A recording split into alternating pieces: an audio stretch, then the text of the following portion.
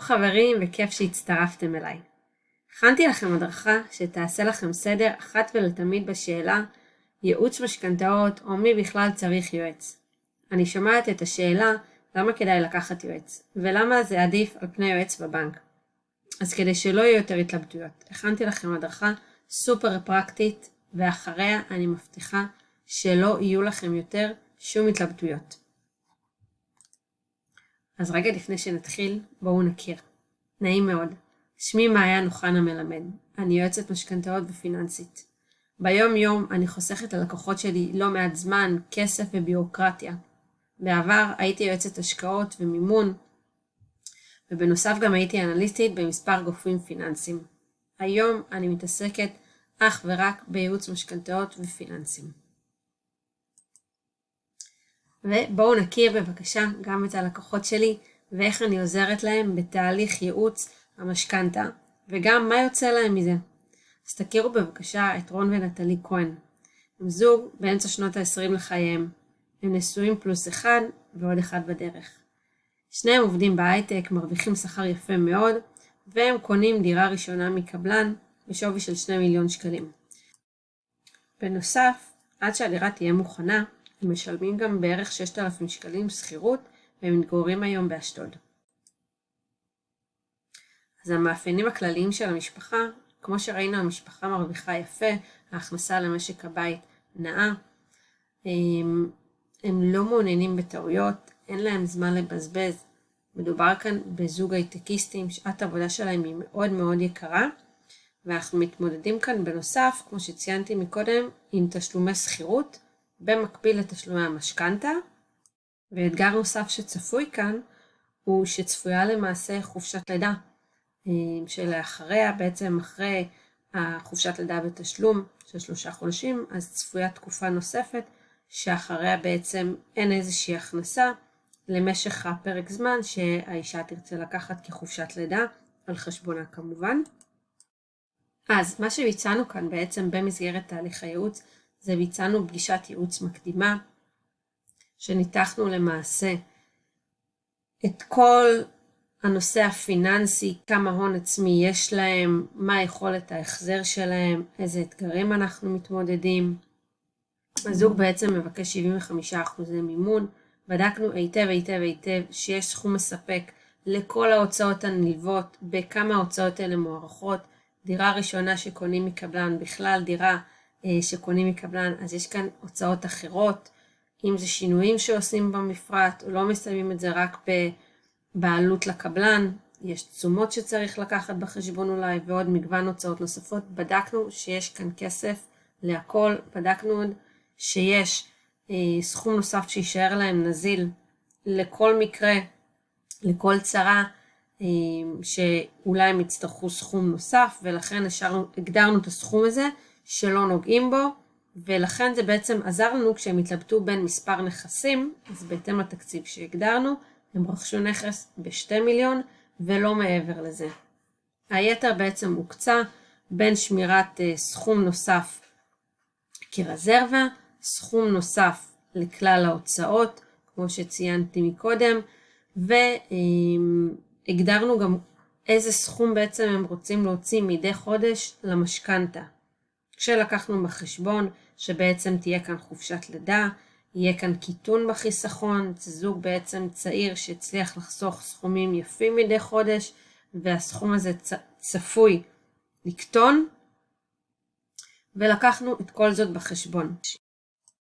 בנוסף ביצענו כאן תכנון תשלומים של משכנתה במקביל לשכירות, בדקנו שהם יכולים לעמוד בזה, בדקנו איך הם מסתדרו, למשך פרק זמן של 4 שנים עד לאכלוס הצפוי, ולקחנו כאן איזה שהם תרחישים במידה והקבלן מאחר, ואיך מתמודדים עם זה. זאת אומרת באמת בנינו כאן תהליך שלם ומלא של ליווי מקצה לקצה.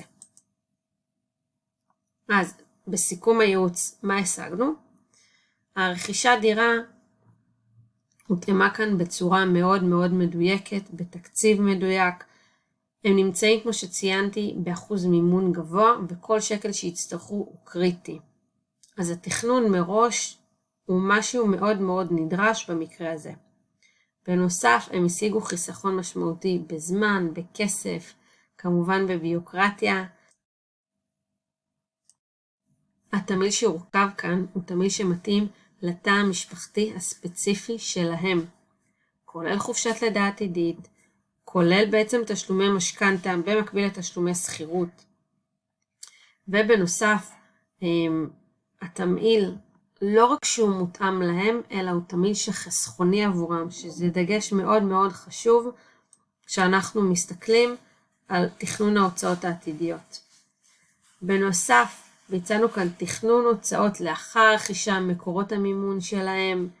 הם הגיעו פעם אחת לחתום בבנק ובנחת, והדגש כאן הוא גם בסוף שתמהיל שמתאים להם ולא לבנק. בבנק יושב למעשה פקיד שמקבל את השכר שלו מהבנק. הלקוח משלם את שכר הטרחה ליועץ המשכנתאות, והוא רואה אך ורק את טובתו לנגד עיניו. מקרה נוסף שרציתי להביא לידיעתכם הוא של משפחת חכם. דן ועדי חכם הם זוג באמצע שנות ה-30 לחייהם, נשואים פלוס 2, דן עצמאי בתחום הייעוץ עסקי ועדי מורה שכירה.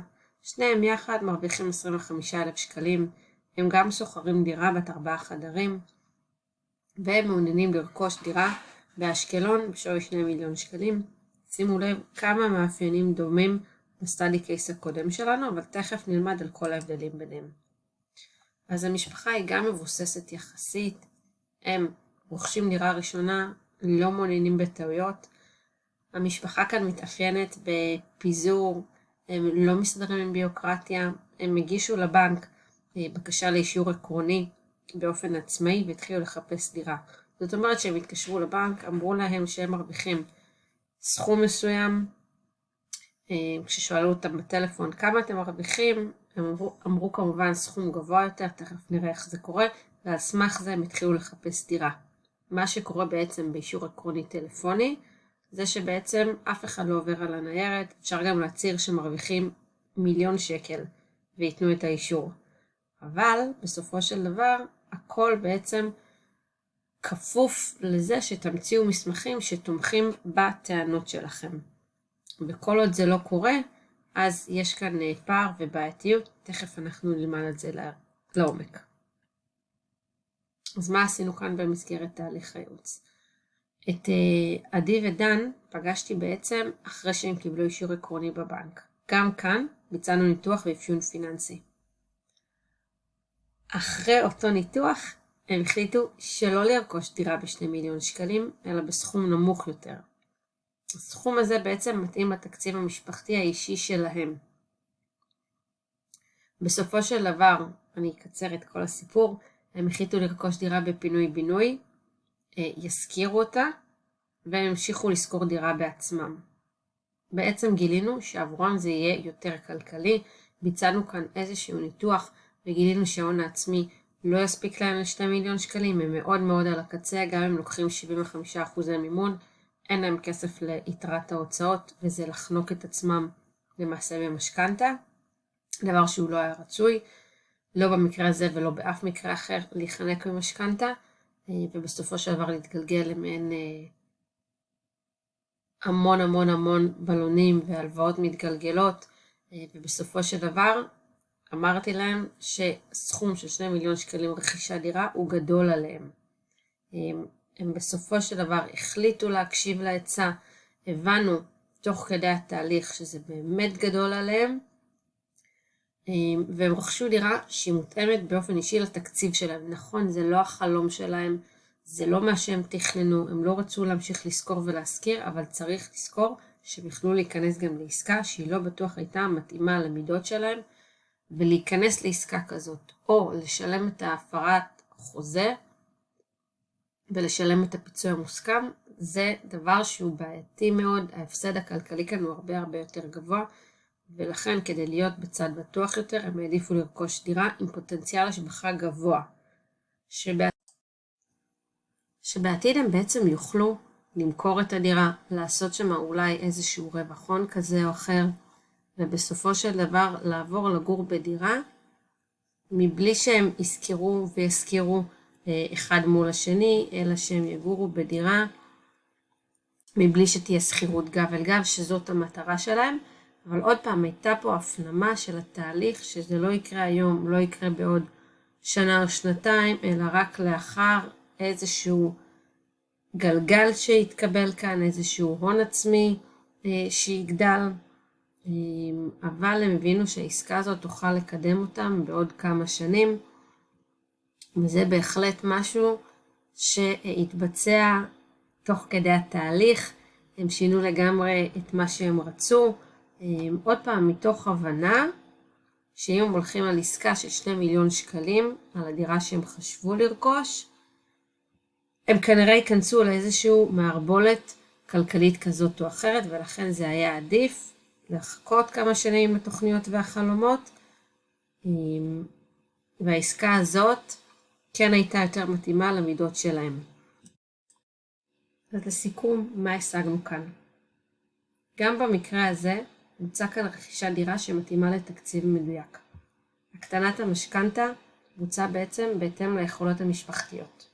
אם אתם זוכרים בהתחלה, שאלתי את המשפחה כמה הם מרוויחים, הם אמרו סכום מסוים, אבל אחרי שבעצם ביצענו איזשהו ניתוח, בעצם מסתבר שהסכום שהם חשבו שהם מרוויחים הוא נמוך יותר. איך זה קורה? עצמאי בניגוד לשכיר מדווח אחת לחודשיים, ובנוסף הוא מדווח פעם בשנה.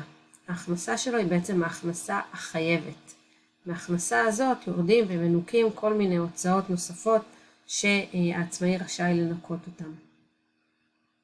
הסכום הוא כמובן ברוטו, ובסופו של דבר יש לפעמים איזה שהם פערים בין הסכום שהוא חושב שהוא מרוויח לבין הסכום שהוא מרוויח. לא תמיד יש ביניהם הלימה. ולכן צריך להיות כאן מאוד מאוד מדויקים, כמה כסף נכנס. זה מצחיק לדעת שמישהו אומר, אני מרוויח סכום מסוים, אבל בסוף זה הכנסה שהיא אחרת לגמרי. ועוד פעם, זה נובע גם בגלל מחזורים שונים, עונתיות, חודשים שמרוויחים יותר, חודשים שמרוויחים פחות, הוצאות שיש לעסק, ובסופו של דבר, עצמאי בניגוד לשכיר, ההכנסה היא לא קבועה. ולכן ביצענו כאן משכנתה שמתאימה בהתאם לצורכי התא המשפחתי, וגם לגובה המשכנתה שיתאים להם וגם בעתיד. כמובן שגם התמהיל מתאים להם והוא חסכוני עבורם, אבל העיקר כאן היה להיכנס לעסקה שלא תפיל אותם כלכלית. לכן עשינו כאן גם איזשהו הגדלה של ההון העצמי, זאת אומרת, הם לא השתמשו בכל ההון העצמי שלהם, השארנו פה רזרבה הרבה יותר גדולה ממה שהם חשבו להשאיר. ממה שהם בכלל חשבו לקנות ב2 מיליון שקלים היו מאוד חנוקים וככה על הקסקס. ובמקרה הזה, שבעצם הם קנו דירה בסופו של דבר בסכום נמוך יותר עם פוטנציאל השבחה עתידי, הם השאירו להם רזרבות הרבה יותר גדולות, והמשכנתה כתוצאה מזה היא כמובן יותר נמוכה, אבל היא מתאימה למידות שלהם.